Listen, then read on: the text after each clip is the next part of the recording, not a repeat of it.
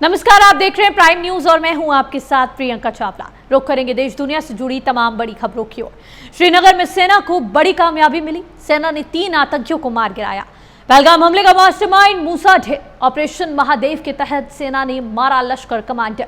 आतंकी मूसा एनकाउंटर में ढेर। पहलगाम हमले में शामिल 2 आतंकी मारे गए, एक की तलाश अब भी जारी। बड़ी कामयाबी सेना को इस समय मिली जब लश्कर के और पहलगाम आतंकी हमले के मास्टरमाइंड को यहां पर मुठभेड़ में मार गिराया है। ऑपरेशन महादेव के तहत सेना ने इन आरोपियों को, इन आतंकवादियों को मार गिराया है। पहलगाम हमले में शामिल 2 आतंकी भी मारे गए हैं, एक की तलाश अब भी जारी है। श्रीनगर में सेना को ये बड़ी कामयाबी मिली जिसमें सेना ने 3 आतंकियों को ढेर कर दिया, 3 आतंकियों को नेस्तनाबूद कर दिया। पहलगाम हमले का मास्टरमाइंड मूसा भी इसमें शामिल है और मूसा को भी ढेर कर दिया गया है। ऑपरेशन महादेव के तहत सेना ने ये बड़ी कार्रवाई, ये बड़ी कामयाबी हासिल की। लश्कर कमांडर आतंकी मूसा को भी इस दौरान ढेर कर दिया गया है, नेस्तनाबूद कर दिया गया है। बड़ी कार्रवाई, बड़ी सफलता, बड़ी कामयाबी सेना को मिली और सेना ने 3 आतंकियों को मार गिराया है। पहलगाम आतंकी हमले में छिपे जो आतंकी थे, उसके पीछे जिन्होंने इसकी साजिश रची थी, जो भी इसमें शामिल थे, उनकी तलाश भी यहां पर सेना की तरफ से की जा रही है और लगातार सर्च अभियान चलाया जा रहा है। जगह जगह सेना ने सर्च ऑपरेशन लगा रखे हैं। ये तस्वीरें आप अपनी स्क्रीन पर देख सकते हैं। ये वही 2 आतंकी हैं जो पहलगाम आतंकी हमले में भी शामिल थे और इन दोनों को इस कार्रवाई के दौरान बड़ी कामयाबी जो हाथ लगी सेना को, उसमें मार गिराया है। 3 आतंकी यहाँ पर मारे गए हैं, लेकिन जो पहलगाम हमले के आतंकी ढेर हुए वो 2 आतंकी बताए जा रहे हैं। ये दोनों तस्वीरें आपकी टीवी स्क्रीन पर जो आप देख रहे हैं, ये दोनों पहलगाम में आतंकी हमला जो हुआ था उसकी साजिश को अंजाम देने वाले, उसके पीछे इन दोनों का हाथ शामिल था। ऐसे में ये बड़ी कामयाबी भारतीय सेना को मिली है जहां पर 3 आतंकियों को ढेर कर दिया है और इसमें 2 जो आतंकी हैं वो पहलगाम हमले में शामिल थे, वो पहलगाम हमले के पीछे थे।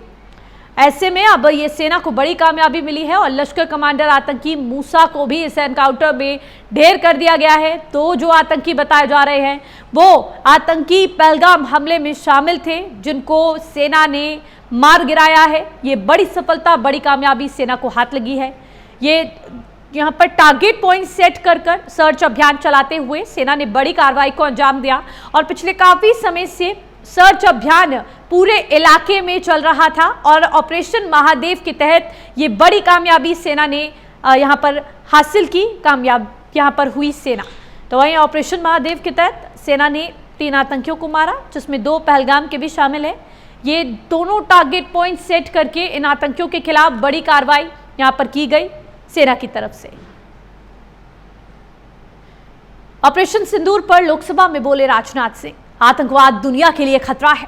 हमारे वीर सैनिक दुश्मन की कब्र खोदेंगे। हम शांति, वो षड्यंत्र की राह पर थे।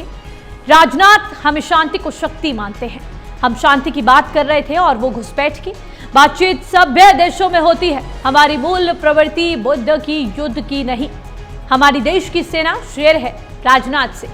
राजनाथ सिंह ने यहाँ पर आज लोकसभा में ऑपरेशन सिंदूर पर चर्चा के दौरान इसकी शुरुआत करते हुए बड़ी बातें कह दी और साफ तौर पर कहा कि जब हम शांति की बात कर रहे थे तब पाकिस्तान यहाँ पर घुसपैठ की बात कर रहा था और हमारी देश की जो सेना है उसने इन सभी जो पाकिस्तान के इरादे थे उनको नेस्तनाबूद कर दिया। आतंकवाद दुनिया के लिए खतरा है और ऐसे किसी भी देश के साथ बात नहीं होती जो आतंकवाद की प्रवृत्ति के साथ बात करना चाहता हो। हम शांति चाहते हैं और वो षड्यंत्र रचते हैं। हम शांति को शक्ति मानते हैं। हम शांति की बात कर रहे थे और वो घुसपैठ की बात कर रहे थे। बातचीत सभी देशों में होती है। ऐसे में पाकिस्तान से सिर्फ आतंकवाद पर बात होगी और किसी मुद्दे पर बात नहीं होगी। हमारे देश की सेना ने बड़ी कामयाबी हासिल की। आज मैं आपकी अनुमति से ऑपरेशन सिंदूर से जुड़े कुछ महत्वपूर्ण तथ्यों और विषयों को सदन के समक्ष रखने के लिए यहां खड़ा हूं। अध्यक्ष महोदय, 6 और 7 मई 2025 को भारतीय सेनाओं ने ऑपरेशन सिंदूर के नाम से एक ऐतिहासिक सैन्य कार्रवाई को अंजाम दिया। यह केवल एक सैन्य कार्रवाई नहीं थी, बल्कि यह भारत की संप्रभुता, उसकी अस्मिता, देश के नागरिकों के प्रति हमारी जिम्मेदारी और आतंकवाद के खिलाफ हमारी नीति का एक इफेक्टिव और डिसाइसिव डिमॉन्स्ट्रेशन था। अध्यक्ष महोदय, हमारी सेनाओं द्वारा की गई वेल कोऑर्डिनेटेड स्ट्राइक्स ने 9 टेररिस्ट इंफ्रास्ट्रक्चर टारगेट्स को प्रिसीजन के साथ, सटीकता के साथ हिट किया और इस सैन्य कार्रवाई में एक अनुमान के अनुसार 100 से अधिक आतंकवादी, मैं बहुत संभल कर बोल रहा हूं अध्यक्ष महोदय, हमारी फिगर गलत ना होने पाए, फिगर इससे बहुत अधिक है, 100 से अधिक आतंकवादी, उनके ट्रेनर, उनके प्रशिक्षक, उनके हैंडलर, लश्कर-ए-तोयबा और हिजबुल मुजाहिदीन जैसे आतंकवादी संगठनों से संबंधित थे। ये वही आतंकी संगठन हैं जिन्होंने पाकिस्तान की सेना और आईएसआई का जिन्हें खुला समर्थन प्राप्त है। अध्यक्ष महोदय, क्योंकि कॉन्फ्लिक्ट के पहले और उसके दौरान जो भी पॉलिटिकल और मिलिट्री ऑब्जेक्टिव्स तय किए गए थे उसे हम पूरी तरह से हासिल कर चुके थे। इसलिए यह कहना, यह मानना कि यह ऑपरेशन किसी दबाव में रोका गया था, यह बेबुनियाद है और सरासर गलत है। अध्यक्ष,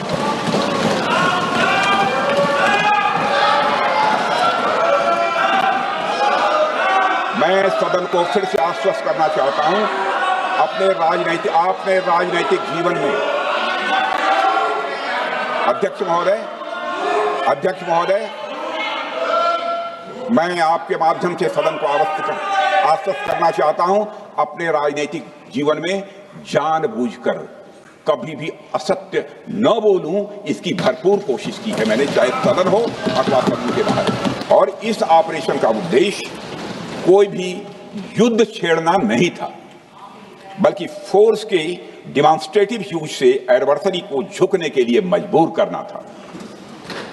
10 मई की सुबह जब भारतीय वायुसेना ने पाकिस्तान की मल्टीपल एयरफील्ड्स पर करारा प्रहार किया तो पाकिस्तान ने हार मान ली। अध्यक्ष महोदय, और हॉस्टिलिटी रोकने की कोशिश की। अब रोक दीजिए महाराज। उन्होंने एक कोशिश की, हमारे डीएमओ से बात की, महाराज अब रोक दीजिए, बहुत हो गया। यह पेशकश इस कैबिनेट के साथ स्वीकार की गई। तो वहीं ऑपरेशन सिंदूर पर बहस में बोलते हुए कांग्रेस सांसद गौरव गोगोई ने कहा, राजनाथ सिंह ने बहुत सारी जानकारी दी, लेकिन रक्षा मंत्री के रूप में उन्होंने कभी उल्लेख नहीं किया कि कैसे पाकिस्तान से आतंकवादी पहलगाम पहुंचे और 26 लोगों को मार डाला।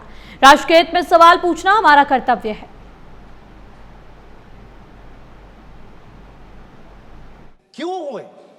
क्यों हुए?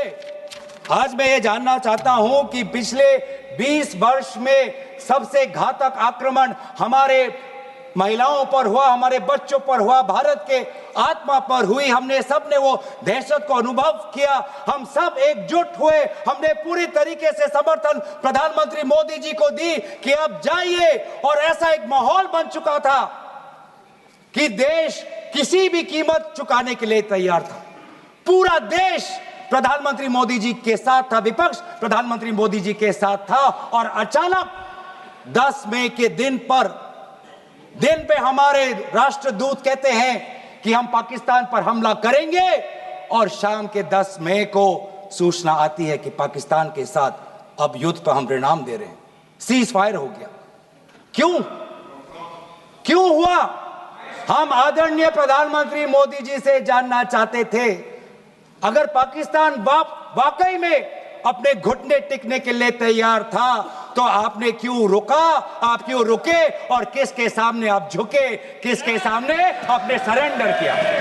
वो अमेरिका के राष्ट्रपति जो 26 बार आज कह चुके हैं कि व्यापार को लेकर उन्होंने भारत और पाकिस्तान को सतर्क किया और दोनों को मजबूर किया कि वो इस जंग को छोड़े। 26 बार। आज राष्ट्रपति ट्रंप खुद कहते हैं कि 5-6 जेट गिरे हैं। एक जेट करोड़ अरब रुपयों का है, मिलियंस एंड मिलियंस का है। इसलिए हम जानना चाहते हैं, आज हमें स्पष्ट रूप से आदरणीय राजनाथ सिंह जी बताएं, देश पर विश्वास करें देश में वो साहस है सच्चाई सुनने की। आज आप बताएं कितने लड़ाकू जहाज गिरे।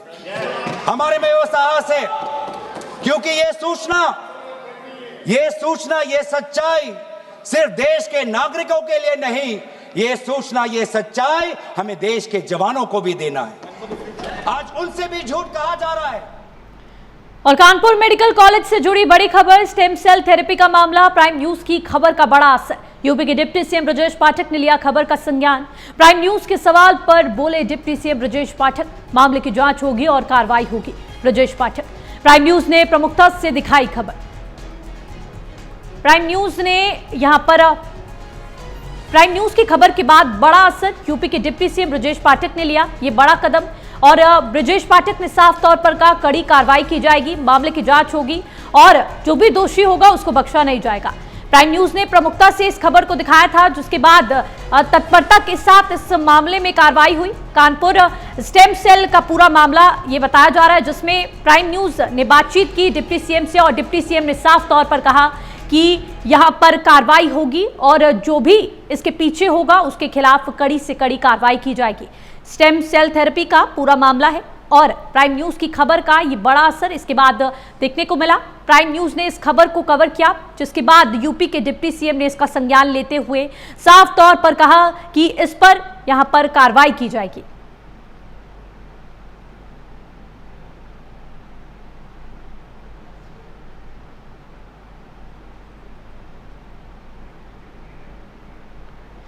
मामले की जांच होगी और कार्रवाई की जाएगी। ब्रजेश पाठक ने साफ तौर पर कहा, यूपी के डिप्टी सीएम ने, प्राइम न्यूज ने प्रमुखता के साथ इस खबर को दिखाया और अब खबर का बड़ा असर देखने को मिला, जिसको लेकर डिप्टी सीएम ने साफ तौर पर कहा कड़ी कार्रवाई की जाएगी।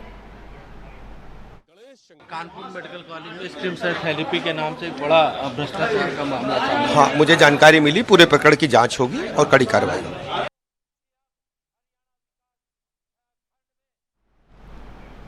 तो वहीं प्राइम न्यूज़ के तत्परता के साथ प्राइम न्यूज़ ने यहाँ पर इस खबर को रखा, जिसके बाद से ब्रजेश पाठक के संज्ञान में ये खबर आई और साफ तौर पर डिप्टी सीएम की तरफ से कहा गया यहाँ पर कड़ी से कड़ी कार्रवाई की जाएगी। स्टेम सेल थेरेपी का पूरा मामला बताया जा रहा है, जिसको लेकर प्राइम न्यूज़ ने इसको साफ तौर पर रखा और प्राइम न्यूज़ की तत्परता के बाद ही ये खबर संज्ञान में आई और डिप्टी सीएम ने कड़ी कार्रवाई के निर्देश दिए।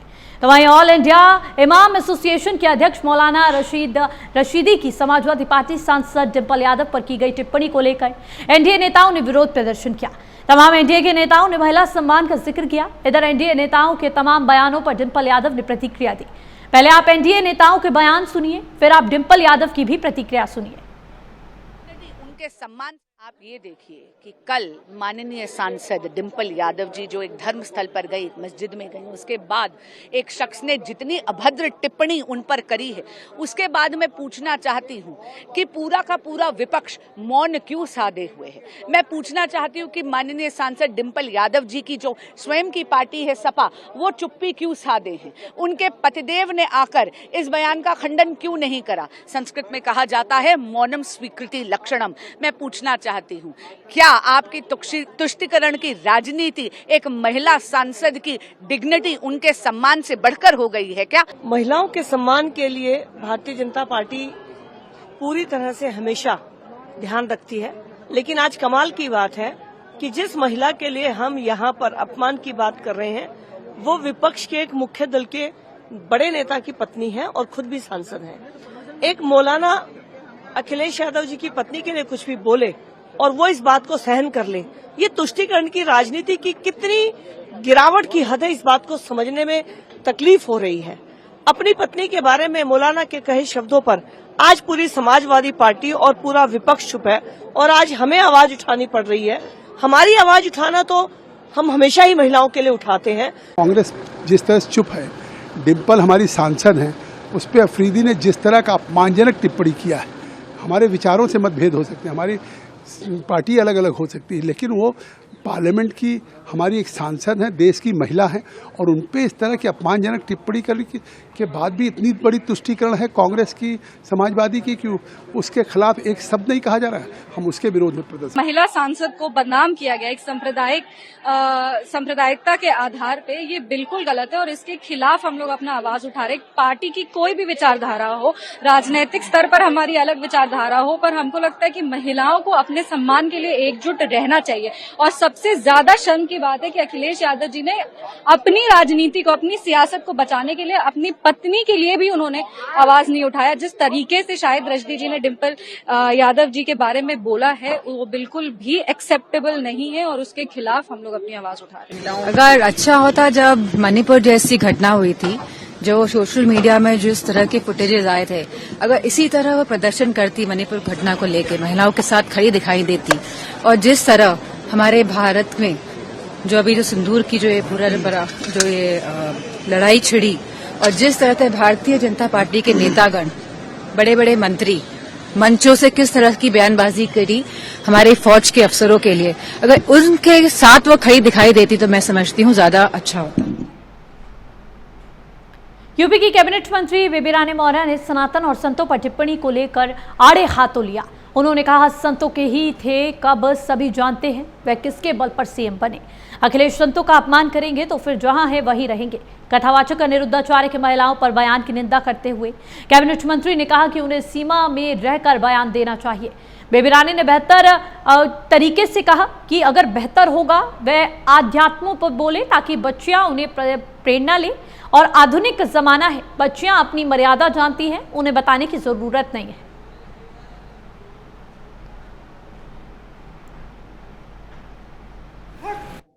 दुखद विषय है और इस तरह के हादसे कहीं ना कहीं हम लोगों को कष्ट देते हैं, दुख देते हैं। जिस पूजा पाठ के लिए गई और वो हादसा हुआ और उसमें कुछ मृतक भी हुए हैं, घायल भी हैं। मृतकों के लिए हम संवेदना व्यक्त करते हैं, जो घायल हैं वो जल्दी ठीक हो।